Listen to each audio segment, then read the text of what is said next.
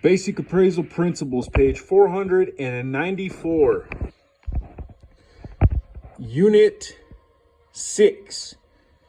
Real estate markets, understanding and analyzing.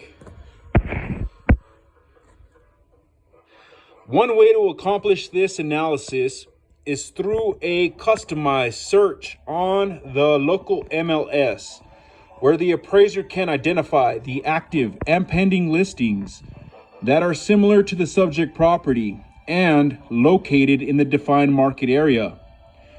Figure 17.10 is an example of current inventory segmented by neighborhoods in the city of Minneapolis.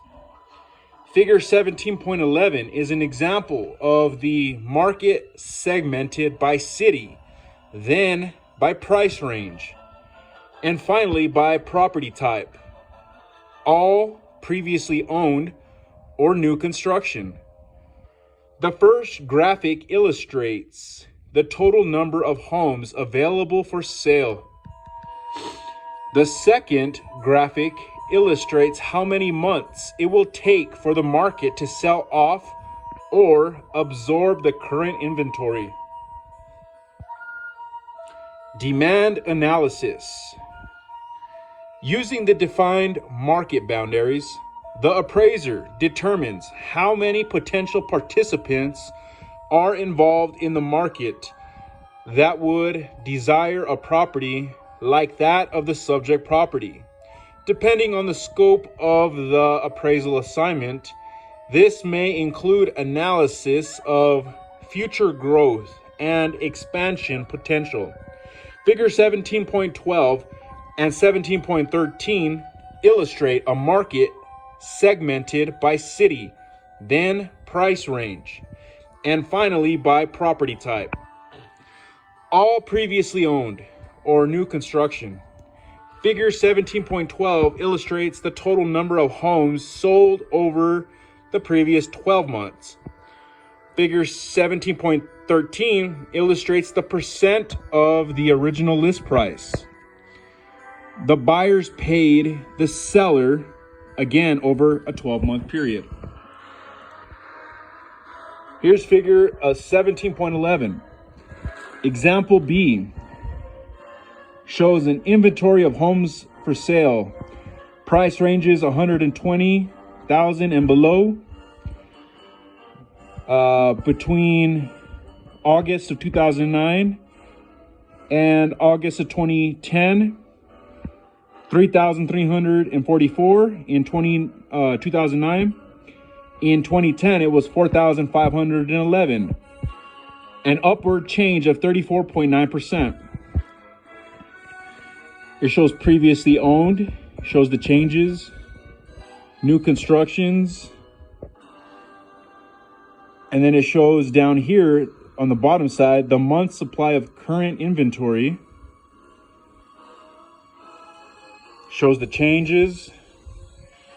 Page 495. Figure 17.12. The demand analysis, example 1. Home sales in the last 12 months. Shows the similar price ranges on the left. It shows the changes between 2008 and 2009. In this one, it shows in 2008 there was like 11,681. And then by 2010, there was 10,329, which was a downward change of 11.6%. On this side, it shows previously owned and new construction. Extra note down here, it says they don't need them. I don't know what it was referring to, just that area. Demand and supply relationship analysis. Compare the analysis completed for both supply and demand. Look for trends and relationships between them to draw conclusions. Ask questions such as the following. Has the number of homes available for sale increased, decreased, or remained the same? Has the number of closed sales increased, decreased, or remained the same? Number 4, conduct forecast analysis. Using the supply and demand data, develop future projections of the subject property using the results of the subject property analysis as the basis for those projections. Explain the effect these projections could have on the market dynamics. Consider questions such as these. Has the month's supply of inventory increased or decreased? How has the percentage of the original list price received at sale changed? Figure 17.13, demand analysis example 2. Percent of original list price received at sale last 12 months. It looks similar to the other one. Price ranges 120,000 and below. Between August 2008 through July 2009, 86.1%. On this part, it shows 88.7, an upward change of 3. Previously owned and new construction.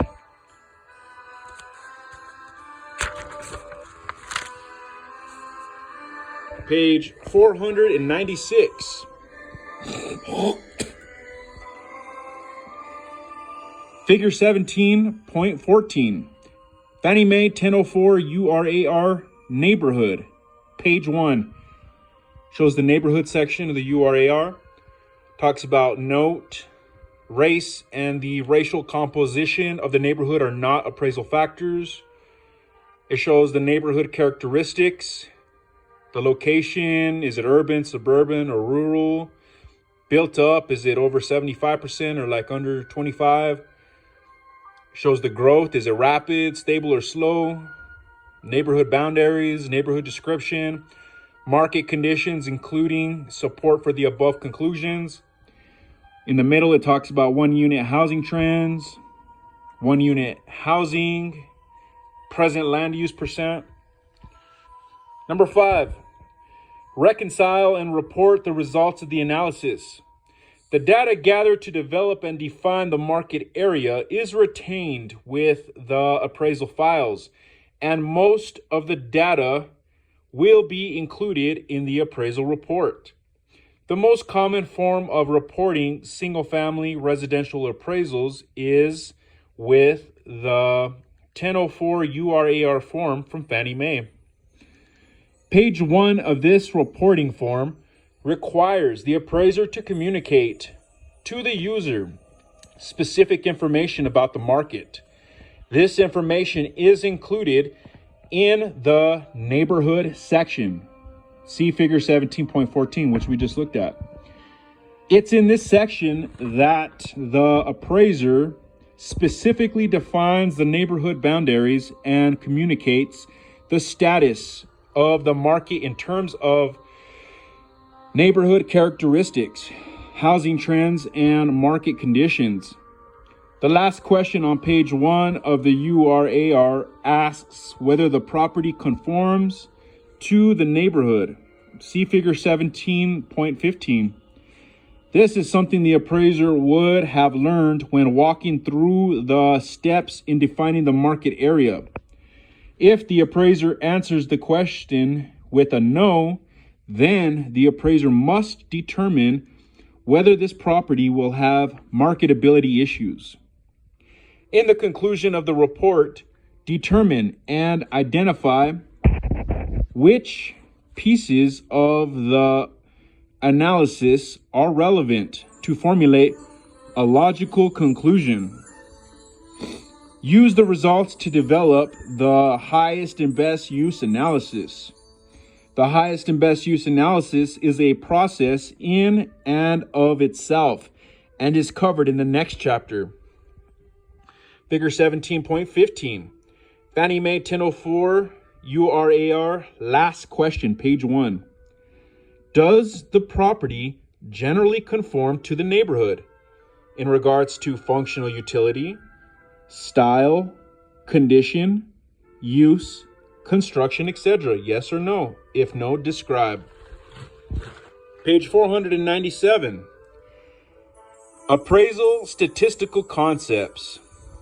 Appraisal analysis requires an understanding of some basic mathematical terms: mean, median, mode, range, average deviation, standard deviation.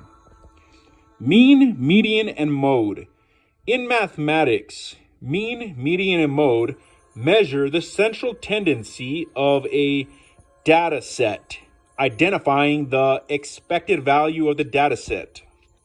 The mean is simply the average of all the values in a data set. For example, to obtain the mean of 6, 5, and 7, this is how you do it. You add 6 plus 5 plus 7, which will equal 18, then divide by 3. That equals the mean of 6. The problem with using the mean to describe a population is that it can be distorted by extreme variance. See figure 17.16. The median is the middle item of a data set when arranged in order. The median divides the population into equal halves, assuming you have an uneven number in the data set. If the data set has an even number, then the middle numbers are averaged. For example, let's say you have a data set of 4, 10, 7, 3, and 9. Order according to size, you're going to go 3, 4, 7, 9, and 10. So your median will equal 7. For example, here's another one. Data set of 4, 10, 7, 3, 9, and 5. Order according to size, you're going to put them 3, 4, 5, 7, 9, and 10. In this instance, your median is going to equal 6. The equation 5 plus 7 equals 12, divided by 2 equals 6. Figure 17.16. Example of extreme variate. You add 100,000 plus 112,000 plus 113,000 plus 115,000 plus 117,000 and plus 250,000. Your mean is 134,500. In this instance, in this equation, you add 100,000 plus 112,000 plus 113,000 plus 115,000 plus 117,000 plus another 117,000. Your mean is going to equal 333,000 You can see that just by having that one sale of $250,000 throws your mean off by almost $20,000. Extra note, here's your learning technique. When you see the word mean, look at the letter A and think of average. You're looking for the average when you have to find the mean, MEAN. For median, look at the letter D and think of middle, because you're looking for the middle. And then the easiest one, mode, because you have the letter O in it, remember you're looking for the most often.